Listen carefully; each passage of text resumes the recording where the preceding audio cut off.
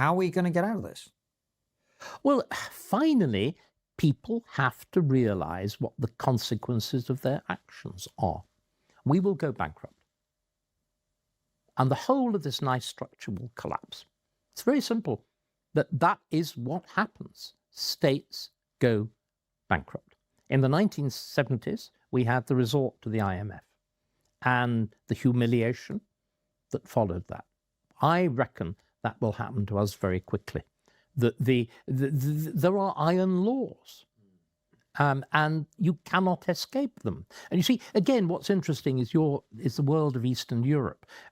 If you look at the extraordinary rapid economic growth of Poland, Lithuania, whatever, the thing that's striking about it is they were all, because of the horror of the experience of Soviet communism, they were inoculated against it. There's no risk of them going back to it. In Poland, Lithuania, whatever, Finland, where there was nobody to intervene, there was nobody to dole you out. You really had to confront the consequences of I mean, I was in Lithuania shortly after 1989, and you saw a world in which, okay, because I was medius, I was staying in the only Relais Chateau hotel between Berlin and Moscow. So inside the hotel, a cup of coffee was about £5. Outside the hotel, it was less than half a penny. And that world in which you're actually starting literally from nothing, and you to reconstruct it. We will go there if we're not careful. You know what? I actually don't disagree with you and the reason is, you talk about the iron law. I don't know about iron law. I'm sure you're better qualified than I to talk about it. But what I see is we won't change direction until we get a slap in the face. That's right. Absolutely. What I said, actions have consequences. Right. At the moment, we've been kicking the can down the road. The things like quantitative easing, you magic money. I mean, everybody patted themselves on the back. It was absolutely amazing. There was no increase in inflation. Well, it was slightly odd, wasn't it? Property prices were going up at this absolutely spectacular rate. And we were terribly good that bonds were really they're terribly good in other words, the lie. The lie that this is not having consequences, and so you constantly kick it down the road. I mean, what is our new wonder chancellor of the Exchequer doing? She's going straight back to Gordon Brown's playbook. So you're going to have PFI, that wonderful thing in which apparently you can borrow vast amounts of money to pay for nice shiny new hospitals and nice shiny new railway lines and even nicer shiny new railway stations. And you know what? It doesn't actually appear on the balance sheet. Because what you've done is you've decided that you will pay for it by rent. And then suddenly you actually see it costs you £100 to change a light bulb when you actually look at the small contract. She's already talking about lifting the borrowing limit, your magic money. So you're constantly putting the day off, but the day will come. And I quite agree with you, and it feels like we are in an unsustainable Totally path. Unsustainable path. Why I use the example of Argentina. And there they finally confronted it, and they elected this extraordinary figure, Milei, who, do you know what the change in inflation rates in Argentina is? Tell us. From 200% to 12 in 12 months. 200% to 12 in 12 months.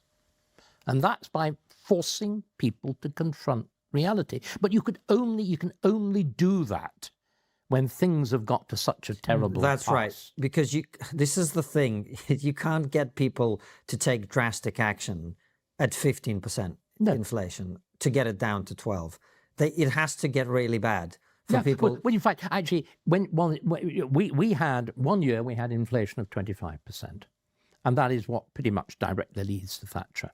Now, of course, some of us benefited enormously. I borrowed an enormous amount, well, what seemed then a lot of money, £10,000 to buy my flat. So I was rubbing my hands, every year that went by, a large chunk of my debt simply went into thin air. I mean, inflation is enormously redistributive, but as the hideous case of Germany, Weimar Germany shows, it finally is destructive. The entire structure of society, the entire security of property.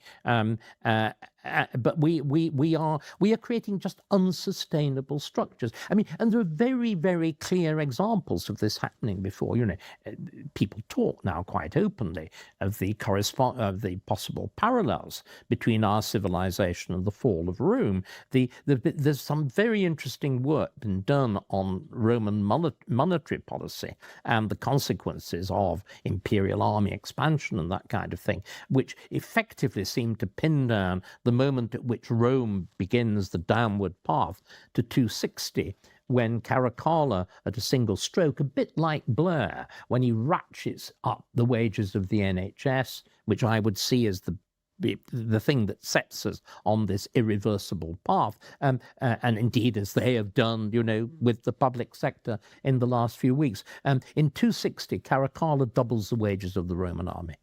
And at that point, it just ceases to be sustainable. And the currency, which had been rock solid, in which the gold and silver values were absolutely fixed, in which you didn't need to use money. You could do long-distance trade simply by bills of exchange, because money was the same in Alexandria as it was in Rome, and it was rock solid, and you didn't need to put specie on boats even for long-distance trade. That begins to be undercut. You debase the currency, the structures of fiduciary trading, of trading simply by bills of exchange, starts to fall to bits. You revert to using gold and silver. You then have arguments over relative, all of that. So that extraordinary structure, it's quite slowly, again, Adam Smith puts it very clearly, there's a lot of ruin in the country, a big, complex country, as wealthy as we were. There's a lot to ruin. But you can see how that ruin is just penetrating more and more. So when you say, when Labour said it's broken Britain, yes, it is. But what it's guaranteed to do is make it worse.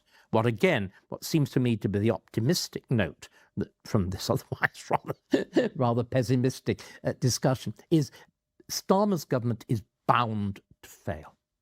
It is bound to fail. It will fail badly. And I think it will fail quickly. I think he's actually being honest on many issues. Except that he's got no remedy, because he represents... The problem with Starmer is the problem with Rachel Reeves, the problem with Bridget Phillipson. They represent the quintessence of the system. They are the system. But you know what? I at least have respect for them, and I'll tell you why, for them. Because the Tories were in power for 14 years. They didn't repeal any of... No, I mean, I'm the one who's been emphasising this. So they didn't repeal any of the laws that you're talking about that they all knew, the Equalities Act, all of it. And they made it worse. Right. They actually legislate net zero, and they set up the Office of Budget Responsibility. But there is at least one Conservative candidate now, Robert Jenrick, who is recognising this fact, has actually stated that the great disaster of the Conservative Party was that it went along with those changes, and that what they've got to do is reverse them. And saying, of course, remember, that's exactly what Thatcher did, exactly what Keith Joseph did. They recognised what had gone wrong. They recognised they had been complicit. Macmillan, that whole Butskellite world, was totally complicit with what Labour had done. And it hit the buffers in the 1970s. We've had a Conservative Party that was entirely complicit with all the things I've been talking about that made them worse. And I'm afraid we are in for very unpleasant times. The 20s are going to be a horrible period to be in Britain, but we will hit the buffers. And with luck, we'll have a new Thatcher. She will not get it entirely right, but they will be forced into radical change. Well, they certainly will, and this is the point I was going to make, David, is this lot, they don't have any of that same problem. I mean, day one, the freedom of research or whatever that bill was about free speech in academia. Junked. Gone. And on every other, they have no problem repealing stuff that they don't. No, that's absolutely true. So we're going to keep moving in that direction, because I think they're going to be pretty ballsy about the legislation they pass. What has got to happen as soon as there is a serious Conservative leader, he or she has got to say one thing. When you get one of these absurd acts, the next Conservative government will repeal this. And everybody, I mean, things with the absurdities of Miliband on climate change, there should be a Conservative leader of the opposition getting up, or Conservative Shadow Chancellor getting up and saying, all those of you who are investing in this, you are ripping off the taxpayer. We will not simply reverse this, we will introduce legislation to confiscate all profits that have been made up. No, but seriously, I mean... Now we're finally on to the optimistic part of the conversation, David. It's pie in the sky. Dream on, Starkey, dream on.